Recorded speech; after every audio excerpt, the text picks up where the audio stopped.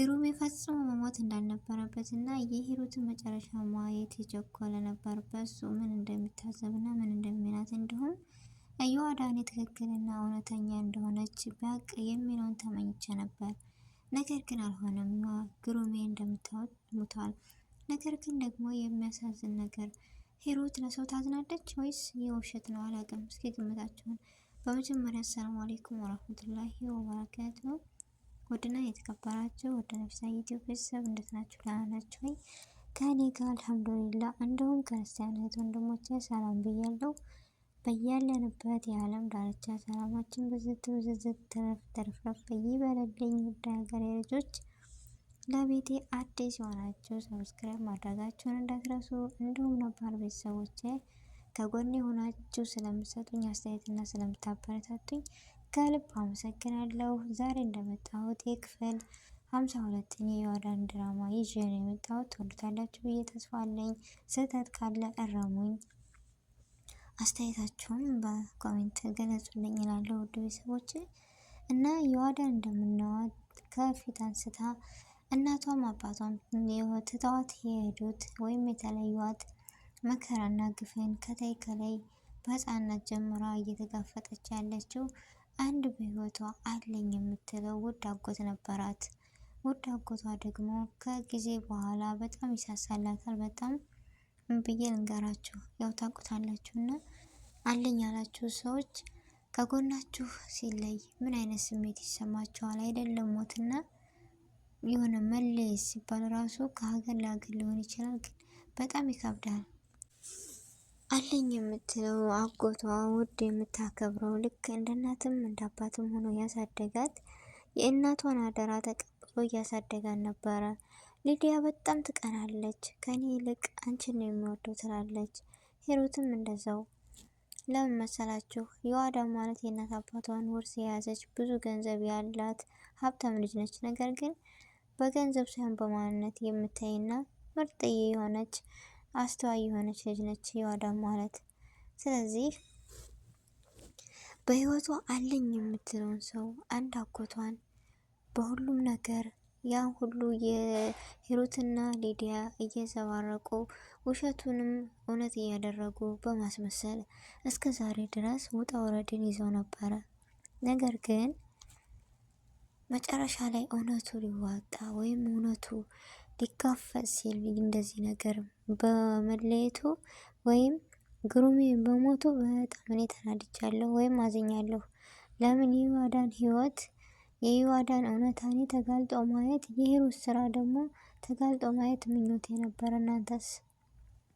ምክንያቱም መጨረሻ ሂዶ መጥፎ ሰው መጥፎ ነገር ነው እያያችሁ ነው። በህይወቷ ላይ ዘናኝ ሆና ዘናጭ ሆና በሰው ገንዘብ የምትመካ ነበረች ሂሩት እንዳያችኋት። አሁን ግን መጨረሻዋን ዋት ምን አይነት እንደሆነች። የሳሚ እናት ጋር ያሉበት ሁኔታ በጣም ከባድ ነው። እና ግሩም የሞተ ሲሏት ደግሞ የተሰማት ስሜት ማለት ምን አይነት ናት? እኔ አሁን እሷን እውነት ይቺ ሂሩት ለሰው አዛኝ ናት?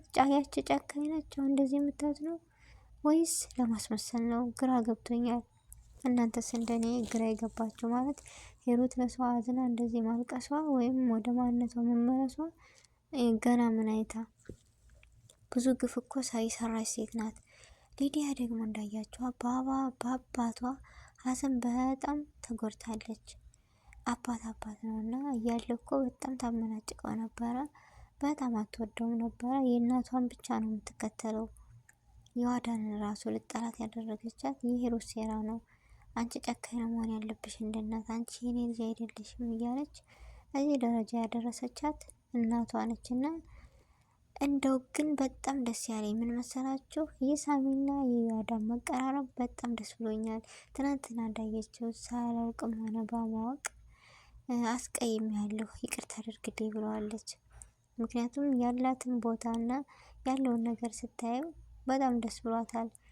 በፊት እንደዛ የሆነ እሱም በእርግጥ አይፈረድበትም ያለውን ጥላቻ ምናምን ሲያይ ሊበቀል ይመስለኛል የመጣው። ግን ካለው አንጻር የትም መሆኗን እናትና ልጅ ከቤት ሲደራረቡባት ማንም በህይወቷ እንደሌላት ሲያውቅ ሳሚ አንድ ማህሌት እንደሆነች የምትረዳት አወቀ።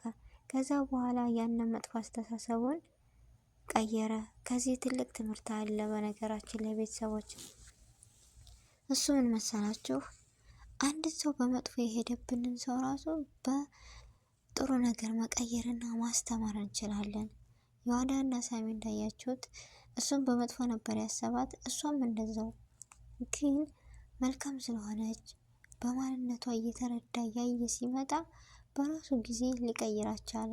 አሁን ላይ ያሉበት ታይም በጣም ነው ደስ የሚሉት። ከዚህ ጋር እኔ ብዙ ትምህርት ተምሬያለሁ። እና ዮአዳንና ሊዲያ ካሁን በኋላስ ምን አይነት ህይወት ይቀጥላሉ? በህይወታቸው ማንም የላቸውም እንዳያችሁት ነው። የሂሩትስ መጨረሻ ምን ይሆን? እውነትን መጋፈጥ እንጂ ሌላ አማራጭ የለንም ብላለች። እውነትን ተጋፍታ የት ነው የምትደርሰው? መጨረሻዋስ ምን ይሆን? ቀጣይ ግምታቸውን እስኪ አስቀምጡልኝ። እና በቃ ጉንፋን ይዟል፣ ሁሉም ቦታ ነው በየዓለሙ የጉንፋን የተሰራጨበት። ለድምፄ ጥራት ይቅርታ እያልኩኝ አሁንም እቀጥላለሁ። እና ከዚህ ድራማ ምን ተምራችኋል ቤተሰቦች? እኔ ይህን ተምሬያለሁ ወይም ይህን ነገር አገናዝቤያለሁ የምትሉትን በኮሜንት እስኪ አስቀምጡልኝ። እኔ አንድ ነገር ፈተና ቢበዛም ግን እያጠነከረ ዛሬ ነገ እንዳልሆነ በዮአዳን ተምሬያለሁ። ማህሌት ደግሞ እኔ እንጃ፣ ማህሌት ማለት በጣም መልካም የሆነች ሰው፣ ከመልካም መልካም። ሊዲያ እንደዛ ስታደርጋት የዮአዳንን እያለች አደራዋን ለመጠበቅ ብዙ ነገር የተገፋች፣ እኔ እንጃ ቃላት ያጥረኛል ማህሌት። እና ሊዲያ አሁን ላይ እንዳያችሁት ምን ብትል ጥሩ ነው? ከዛ ሁሉ ሀዘን ከዛ ሁሉ ነገር በኋላ ዮአዳኔ ወደ ራሷ ቆም ብላ አስባ ካሁን በኋላ ለኔና ለሷ ማንም የለንም፣ እኔ ከሷ የተሻልኩ ነኝ ብላ ዮአዳን ለሊዲያ ካሁን በኋላ ቃል ግቢልኝ፣ አንቺም ለኔ እኔም ላንቺ አብረን እንሆን ብላለች። ዮአዳን በጣም ምስኪን የዋህ፣ ከሷ ይልቅ ለሰው የምትኖር ቅን ሀሳቢ ነች። ሊዲያ ግን ምን ይመስላችኋል? እኔ ግምቴ ወይም ሀሳቤ ሊዲያ የሆነ የመበቀል ነገር ወይም የሆነ ብቻ ያሴራችው ነገር አለ ከኋላ ነው የምለው። እንዳትጎዳት እፈራለሁ። የራሴ ግምት ነው ይሄ፣ የእናንተን አላውቅም። ምክንያቱም እንዳያችሁት ትናንትና ሳሚ ጋር ቤት ሄደው ሳብረን ምናምን ፋይል ላምጣ ምናምን እያለች ዮአዳና ሳሚ ሄደው ነበር። ነገር ግን እሷ ቀድማ ገብታለች። ቀድማ ገብታ ያንን ፎቶ አንስታለች። ፎቶውን ያነሳችው ለምንድን ነው? ፎቶ ደግሞ ያለበት የዮአዳን የእናቷና የነፋዘር የግሩሜ ምናምን ብቻ ፋሚሊ ቤተሰብ ነው። ያንን ቀድማ ያወጣችበት ምክንያት ሊገባኝ አልቻለም፣ ወይም ልረዳ አልቻልኩም። ለምንድን ነው? ያው እነ ሳሚና ዮአዳንም አላዩዋትም። የራሳቸውን ፋይል ይዘው ነው የወጡት። ቤት ላይ መጥተው ደግሞ የት ሄደሽ ነው የት አምሽተሽ ነው እያለች ስታስጨንቃን ነበረ ዮአዳን ለሊዲያ። ለምን ዮአዳን ካሁን በኋላ የኔ ኃላፊ ነሽ፣ አንቺ እኔን እንደ ትልቅም ሆነ ማማከር አለብሽ፣ ምክንያቱም ማንም የለንም እያለች እንደ ትልቅ እህት ልመክራት ዘገየች፣ ወይም ልመክራት አሰበች። ግን ሳሚ እንዳለው ሊዲያ ይህን ሀሳብ የምትቀበሉ ይመስልሻል ብለዋታል ሊዲያ እና ሳሚ። ነገር ግን እንዳልኩት እኔም አሁንም ሊዲያ ይህን ሀሳብ አትቀበልም። የዮአዳን እና የሊዲያ ነገር መጨረሻቸው ምንድን ነው? እውነት ተረድታት አብሮ ይቀጥላሉ ወይስ አይቀጥሉም የሚለው ነገር በጣም ከባድ ነው።